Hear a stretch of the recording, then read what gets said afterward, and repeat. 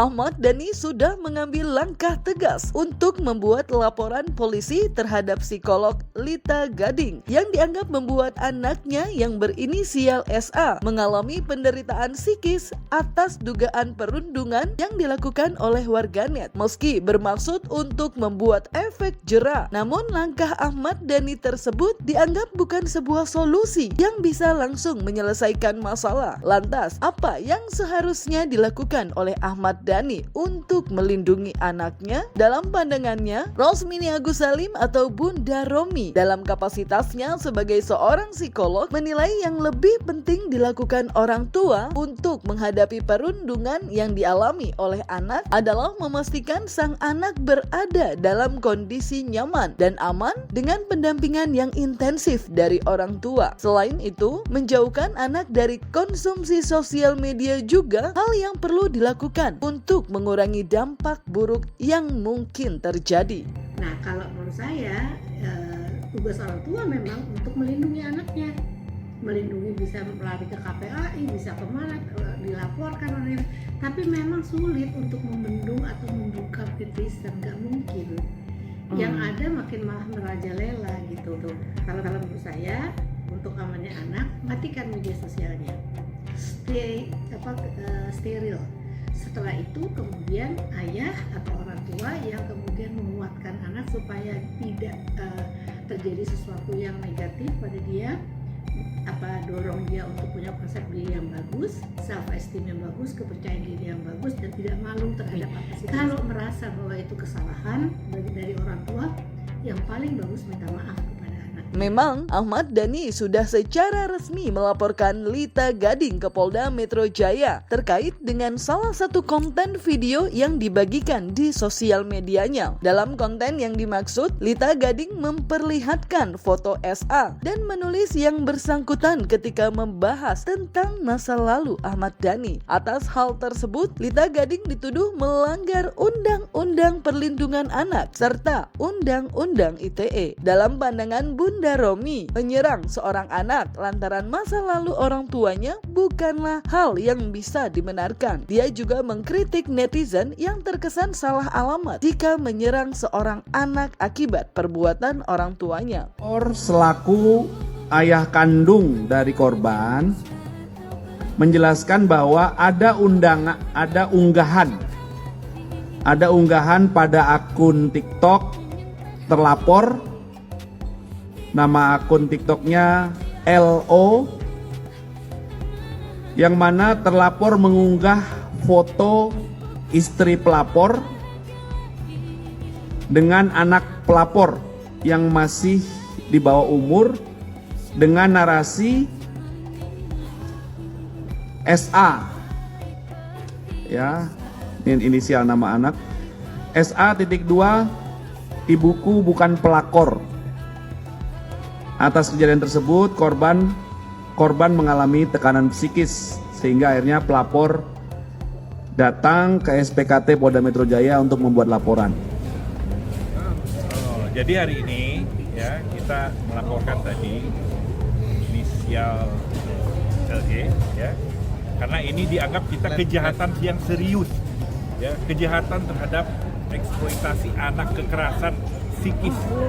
Itu tidak hanya diatur oleh hukum kita, hukum positif kita, tapi ini menjadi konvensi internasional.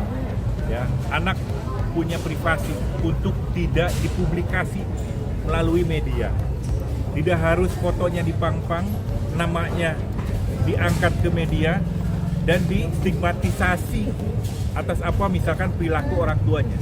Itu tidak boleh sama sekali. Dan itu diatur oleh Undang-Undang Perlindungan Anak. Elektronik, artinya selain Undang-Undang Perlindungan Anak, juga kita laporkan Undang-Undang ITE. Dan hari ini kita sudah laporkan resmi, ya, sudah laporkan resmi, inisial terkait. Mudah-mudahan ini menjadi pelajaran bagi kita semua. Ya Pak. Ya kalau saya melihatnya anak ini nggak bersalah, ya sudah. Karena dia nggak bersalah, netizen itu salah alamat. Jadi kenapa dia membulinya ke anaknya gitu. Dan kalau misalnya itu sampai terjadi, memang bisa membuat anak ini menjadi tidak nyaman. Itu pas. Kenapa netizen berkomentar ada yang positif ada yang negatif? Karena pada waktu dia melihat sesuatu itu dia mempersepsikan apa yang dia lihat, dia dengar, lalu kemudian dia persepsikan, lalu timbullah reaksi tertentu. Itu masalahnya. Jadi akibatnya persepsi itu mungkin tidak benar. Dan so tahu banget netizen itu, orang nggak tahu masalahnya dia juga ikut ngomong. Kalau menurut saya sih aja gitu, anak itu belum lahir pada waktu itu terjadi sehingga tidak tahu apa-apa. Jadi salah alamat netizen itu, membuat anak itu menderita, tapi sebetulnya masalahnya bukan di anak itu dan dia tidak berdosa kok. Masalah adalah nalarnya nggak dipakai. Kalau orang nalar, orang berpikir kritis akan berpikir ini masalah terjadi pada siapa, kenapa saya mesti membuli anaknya, kan nggak masuk di akal. Apalagi kalau dewasa menggunakan jari-jarinya untuk melakukan memberikan update status atau apa, itu harus mikir. Jadi jangan seperti otomatis. Terkait laporan yang dibuat Ahmad Dhani, pihak Lita Gading melalui Syamsul Jahidin selaku kuasa hukumnya sudah angkat bicara. Menurutnya, konten yang dibuat Lita Gading adalah respon dari isu yang sudah lebih dulu berkembang di publik. Pihaknya pun mengklaim jika konten tersebut adalah konten edukasi agar tidak menyangkut pautkan anak pada masa lalu orang tuanya. Jadi kenapa ditanggapi oleh klien kami? Karena klien kami itu ada video sebelumnya yang viral. Dia sudah viral duluan dengan beberapa media yang teman-teman bisa cek sendiri juga di sosial media maupun di berita web maupun di lain-lain. Yang ditanggapi oleh klien kami adalah karena adanya disebut anaknya. Bukan klien kami yang menyebutkan. Jadi klien kami menanggapi berita itu jangan sampai tereksploitasi. Mengingatkan kembali, mengedukasi kembali, tidak dieksploitasi. Makanya coba didengarkan videonya secara sama. Itu menurut dia kan.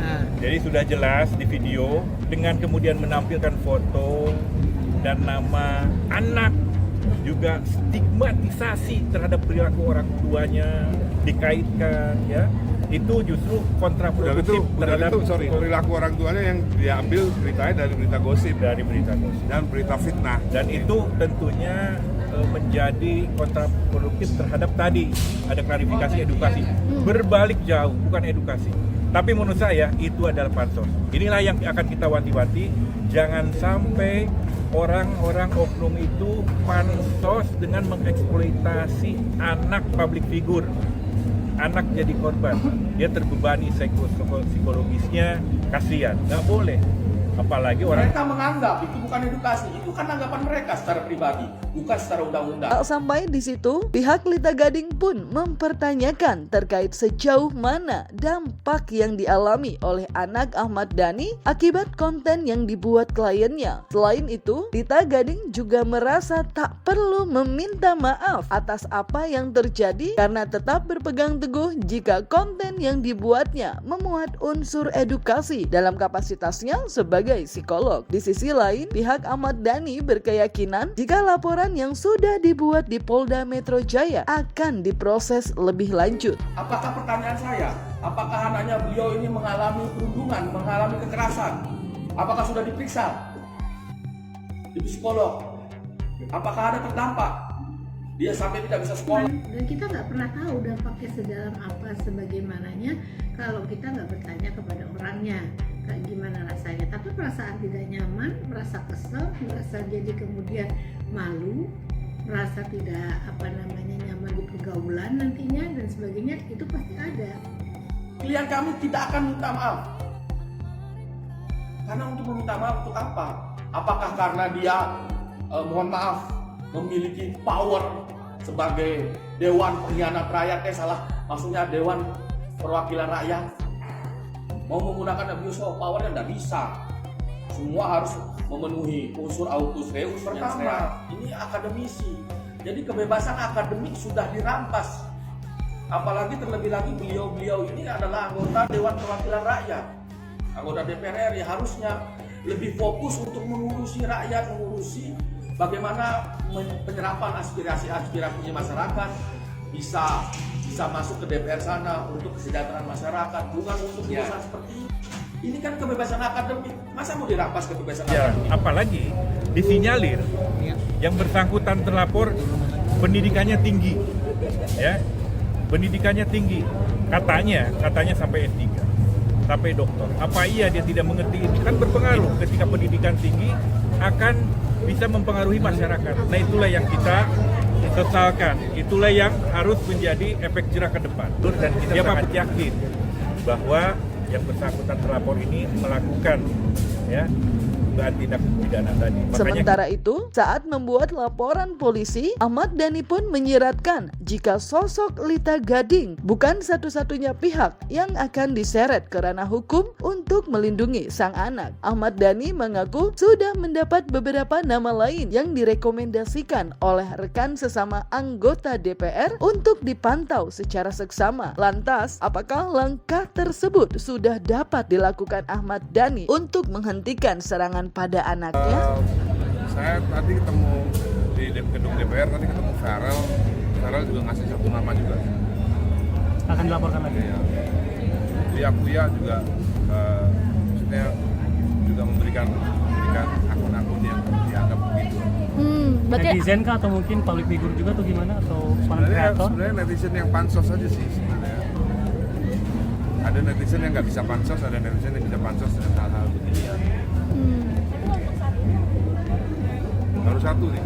Baru satu. Akan menyusul Terus Farel pada tadi kasih nama satu lagi tadi, barusan BA. public figure atau Inisial ada mungkin pada inisial? Nggak tahu saya, belum buka. Sekarang kemudian kalau kita mau membungkam netizen kan susah, jejak digital bisa membungkam ini. Tapi kalau ini mereka dikatakan salah, ya salah, mereka yang menghujat itu. Boleh aja terserah mau dilakukan apa, tetapi pertanyaannya, kita melakukan apapun tidak merubah keadaan. Pada waktu ini terjadi, anak sudah mengalami masalah tertentu nih akibat dari hal-hal yang negatif ini. Dilindungi sekarang iya, tapi dibantu secara pendekatan yang lebih intensif untuk kemudian buat anak ini bisa lebih